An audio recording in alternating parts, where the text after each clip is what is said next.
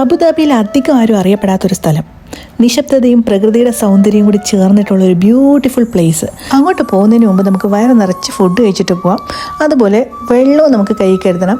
അവിടെ ഷോപ്പുകളൊന്നും ഇല്ലാത്തതുകൊണ്ടാണ് നമ്മൾ അബുദാബി മദിനസിലുള്ള കാലിക്കറ്റ് നോട്ട്ബുക്കിൽ വന്നിട്ട് നല്ല അടിപൊളി ബിരിയാണിയും ഊണും ഓർഡർ ചെയ്തിട്ടുണ്ടായിരുന്നു. അത് രണ്ടും നല്ല വയറ് നിറച്ച് കഴിച്ച് ഒരു മധുരത്തിന് വേണ്ടിയിട്ട് ഒരു പുതിയ ഐറ്റം. കണ്ടാലൊരു സുഖിയൻ്റെ ലുക്ക് ഉണ്ടെങ്കിലും ഇത് ഐറ്റം വേറെയാണേ.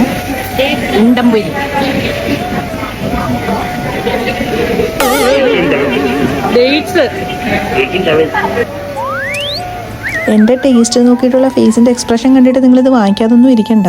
മധുരം ഇഷ്ടപ്പെടുന്നവർക്ക് ഭയങ്കരമായിട്ട് ഇഷ്ടപ്പെടുന്ന റൈറ്റാണ്. പിന്നെ അതിൻ്റെ സൈഡിലായിട്ട് ഒരു തട്ടുകടയും കൂടെ സെറ്റ് ആക്കിയിട്ടുണ്ട് കേട്ടോ. സംഭവം സെറ്റാണേ. നമ്മൾ ഫുഡ് കഴിക്കാൻ കുറച്ച് ലേറ്റായി. അപ്പോൾ 4 മണി കഴിഞ്ഞിട്ടുണ്ടായിരുന്നു. ഇനി നമ്മൾ ഇപ്പോഴെങ്കിലും അങ്ങോട്ട് തിരിച്ചിട്ടില്ലെങ്കിൽ അബുദാബിയിൽ നിന്ന് പോകുമ്പം ഏകദേശം ഒരു 50 മിനിറ്റ് എടുക്കും. അതുപോലെ ദുബായിൽ നിന്ന് വരുമ്പോഴും സെയിം ടൈം തന്നെയാണ് കേട്ടോ, 50 മിനിറ്റ് എടുക്കുന്നുണ്ട്. അങ്ങനെ പോകുന്ന വഴിയിൽ നല്ല അടിപൊളി കുറച്ച് സ്ഥലങ്ങളൊക്കെ കാണാം. വളരെ ശാന്തമായ സ്ഥലം, അധികം ആളുകളോ തിരക്കുകളോ ഒന്നും. ഡെസ്റ്റിനേഷനിൽ എത്തിയിരിക്കുകയാണ് ഗൈസ്.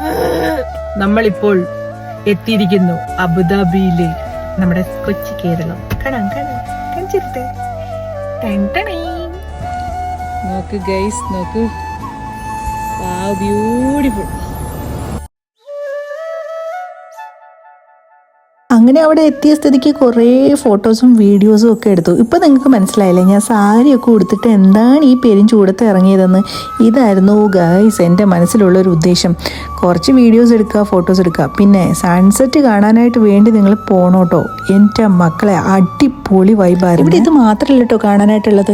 സ്വിമ്മിംഗ് പൂളുണ്ട്, അതും ലേഡീസിനായിട്ട് പ്രത്യേകം സ്വിമ്മിംഗ് പൂളുകളുണ്ട്, ഫാമിലിക്ക് വേണ്ടിയുള്ളതുണ്ട്. അതുപോലെ തന്നെ ഫ്രീയും ആണ് കേട്ടോ. നമുക്ക് എത്ര ടൈം വേണമെങ്കിലും അവിടെ സ്പെൻഡ് ചെയ്യാവുന്നതാണ്. അതുപോലെ കുറച്ച് ഫോട്ടോസും വീഡിയോസും ഒക്കെ എടുക്കാൻ വേണ്ടിയിട്ട് അടിപൊളി ഒരു പ്ലേസ് ആണ് കേട്ടോ. പിന്നെ പ്രത്യേകം അവർ എഴുതി വെച്ചിട്ടുണ്ട് അവിടെ സ്വിം ചെയ്യാൻ പാടില്ലെന്നും അതുപോലെ ക്യാമ്പിങ്ങും അവിടെ അനുവദിക്കുന്നതല്ല എന്ന് എഴുതി വെച്ചിട്ടുണ്ട്. അതായത് ഈ ബീച്ചിൻ്റെ അകത്തുള്ള കാര്യമാണ് പറയുന്നത്. അപ്പോൾ അങ്ങനെ സ്വിം ചെയ്യണം എന്ന് ആഗ്രഹമുള്ളവർക്ക് വേണ്ടിയിട്ട് സെപ്പറേറ്റ് സ്വിമ്മിംഗ് പൂളും ഉണ്ട്.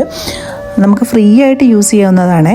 അപ്പോൾ കുറേ നേരം അവിടെ നിന്ന് അങ്ങോട്ടും ഇങ്ങോട്ടും ഓടിയും ചാടിയൊക്കെ കുറേ വീഡിയോസും ഫോട്ടോസും ഒക്കെ എടുത്തു. കുറേ ഫാമിലീസൊക്കെ വന്നിട്ടുണ്ടായിരുന്നു. പക്ഷേ ചൂട് സമയമായിട്ട് അധികം ആൾക്കാരൊന്നും ഇല്ല.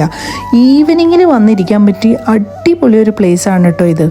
അതുപോലെ സൺസെറ്റിന് വേണ്ടിയിട്ട് നിങ്ങൾ എന്തായാലും വെയിറ്റ് ചെയ്യണം. സൺസെറ്റ് കണ്ടിട്ടേ പോവുള്ളൂ. ആ ടൈം ആകുമ്പോഴത്തേനും വേറൊരു വൈബ് തന്നെയാണ്, അടിപൊളിയാണ്. അപ്പോൾ ചാനൽ സബ്സ്ക്രൈബ് ചെയ്യാത്തവരാണെങ്കിൽ വേഗം പോയി ചാനൽ സബ്സ്ക്രൈബ് ചെയ്തോളൂ.